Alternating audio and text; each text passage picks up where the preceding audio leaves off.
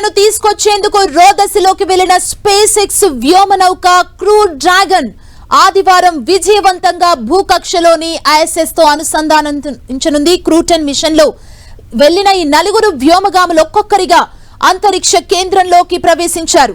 దీంతో సునీత రాకకు మార్గం సుగమమైంది. ఈ మేరకు రిటర్న్ షెడ్యూల్ ని నాసా తాజాగా వెల్లడించింది. క్రూ డ్రాగన్ వ్యోమనౌక హ్యాచ్ మూసివేత ప్రక్రియ అమెరికా కాలమానం ప్రకారం ఇవాళ రాత్రి 10 గంటల 45 నిమిషాలకు మొదలవుతోంది. అర్ధరాత్రి 12 గంటల 45 నిమిషాలకు అంతరిక్ష కేంద్రం నుంచి క్రూ డ్రాగన్ వ్యోమనౌక అన్డాకింగ్ ప్రక్రియ ప్రారంభమవుతోంది.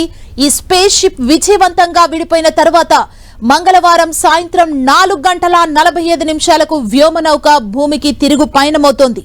సాయంత్రం 5 గంటల 11 నిమిషాలకు భూకక్షల్ని దాటుకొని కిందకొస్తుంది.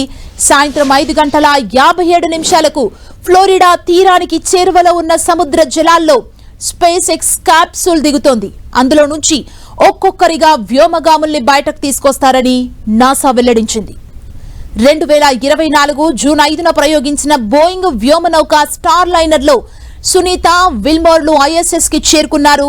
ప్రణాళిక ప్రకారం వీరు వారం రోజులకే భూమిని చేరుకోవాల్సి ఉంది. అయితే స్టార్ లైనర్ లో సాంకేతిక సమస్యలు తలెత్తడంతో వ్యోమగాము లేకుండానే అది భూమికి తిరిగొచ్చింది. నాటి నుంచి సునీత విల్మోర్లు ఐఎస్ఎస్ లోనే చిక్కుకుపోయారు.